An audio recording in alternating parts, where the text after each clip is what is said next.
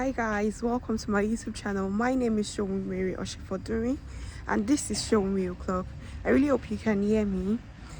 I've been having this idea to talk about this particular topic for a while now, but for one thing or the other, I've decided to postpone it, and today seems like a good day to just discuss about it. So I'll be talking about how to prepare yourself for work, especially as a midwife that's working long shifts and also having to mentally and physically be involved in a shift takes a lot of preparation. These things that I'm about to say might be things that you already do that you do not know, and you might not be doing it, and it might impact your productivity. Okay guys, so let's continue from where I stopped. So I said this might be things you're already doing that you don't know, or things you're not doing at all. So if you're new to the UK, I know that sometimes the 12-hour shift is kind of strange to you. You might be doing 24-hour shifts in your home country, because in the PhD where I worked before coming to the UK, we're doing 24-hour shifts. But I kid you not, the 24-hour shift is not as stressful as the 8-hour shift in this country. So when we started, they started us off on an 8-hour shift, I think for the first week, just to integrate us into the system. But it was so stressful. I don't know if it was the weather, because I think when I first started working, I came in during summer, during the end of summer, so it wasn't that bad. But some people come in the depth of winter, so every other thing is strange for them.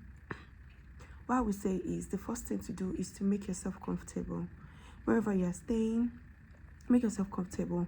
Make sure the heater is working well. Make sure the room is well ventilated. Make sure your bed, you have access to the right beddings. You're comfortable in your own space. Sometimes you might not tick all the boxes.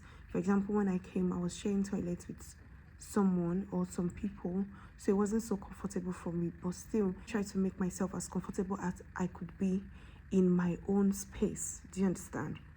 So that's the first thing to do, because I feel like when you come back from a stressful shift and you get to a house that it's maybe fine, relaxing, it just makes you better almost immediately.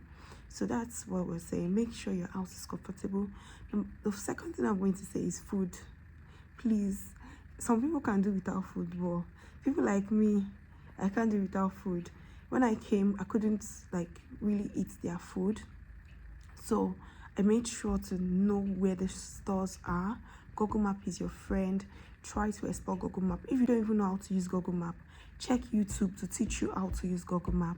So I didn't necessarily need to go to the African shop in the first 2 or 3 weeks, because I came with some stuff from my country. So I was cooking from what I had. I think I had to just buy palm oil, because they didn't allow us to bring palm oil in. So if you're someone like me that you are not ready to explore their food yet, please kindly try to start cooking. I know during the isolation, a lot of people were taken to the hotel and they were serving them food from the hotel. So if you're not comfortable, I had a pastoral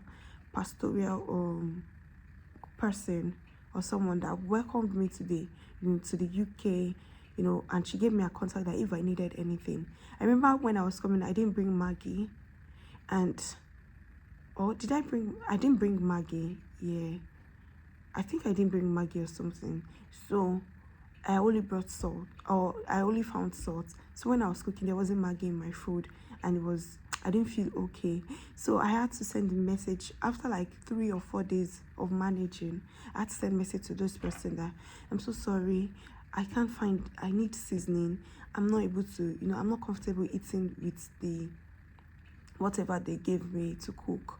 So please, could she help? She didn't know what it was, but when I sent her pictures of some things, she went to the store and she was able to find it. It was like I saw gold when they brought the Maggie to me. Even though I was in isolation, she just dropped it at my door and sent me a message that she had brought it. I was so happy.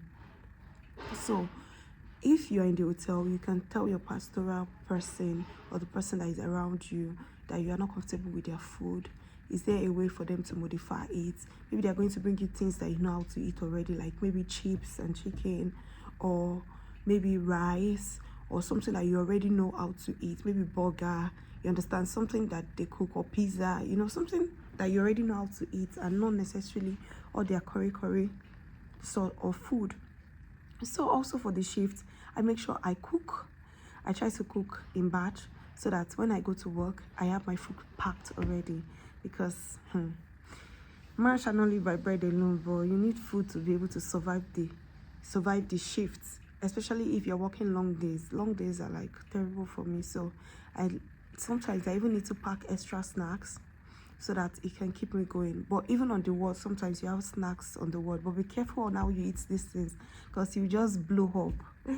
You just add weight and you will not know why. So I've talked about 2 things already. So the next thing is prepare for your shifts. I have a bag that I take to work as a work bag. Even when I came, I didn't really have one, but I had one from Nigeria, but I dedicated it to my work.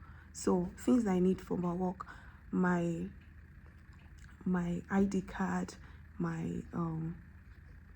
swiping card, my name card, everything, I just make sure it's in the bag. When I first came, I struggled with that too, because I was wearing my uniform. My house was not far from my work, so I was wearing my uniform back from home. So whenever I came, I just removed my ID card, put it on the table. Sometimes I forgot it, and it kind of impacted how my work was the next day, because I might have gotten to work and I can't go back home. Then I now have to start telling people that I do not have my card on me, or I do not have my ID. You know, it just seems somehow. So always dedicate that. You can put your hand cream in there, you can put almost everything you need, just keep it in there. Your uniform, if you want to iron your uniform pair, you can iron your uniform. But the stage where I'm in the stage where I don't iron my uniform, so it actually looks good anyways. So I don't iron my uniform, because once I wash it in the washing machine, I spread it outside. It's not raw code. I just take it and I wear it, so no need to iron. But if you need to iron, please go ahead and also iron. Another thing I'm going to tell you is prepare your mind. So people prepare their mind in the wrong way. You prepare your mind, you know, when I was coming to work, because I was posted to the delivery suite first, which seemed like the hardest part to be integrated to in the ward, I kind of had panics, because all the conditions I was seeing were things that I'd never seen before. I didn't really work in an high-risk hospital like that. So even the hospital where I worked, the private hospital where I worked, we used to see some this thing, but it's mostly managed by the doctors. So what you just need to do is not really too much, you understand. It's mostly managed by them. They would have managed it. They just come in for delivery, and when they come in for delivery, the doctor is there. I don't think I really saw GDM like that, or even the people that were hypertensive. It was like well managed, and I think they would have referred them if they were developing complications. So I didn't really see those complications. So going to work was a little bit hard for me. And on the delivery suite, they share patients to you. So when I come to the handover room and there's sharing patient to me, showing patients, my heart just palpitates. Like, especially when you see the board and it's red, and you're like, Jesus, what are they going to give me today? So it was quite scary for me. But the way I was able to overcome that fear was like, I am not alone. I tell myself, you are not alone. You're not meant to do this alone. When you go into the ward, when you take handover and you want to do something, or you have a patient, you are not alone. A plan is already made. So why are you scared? The highest thing is that you're going to get handover. You're going to get, a plan already.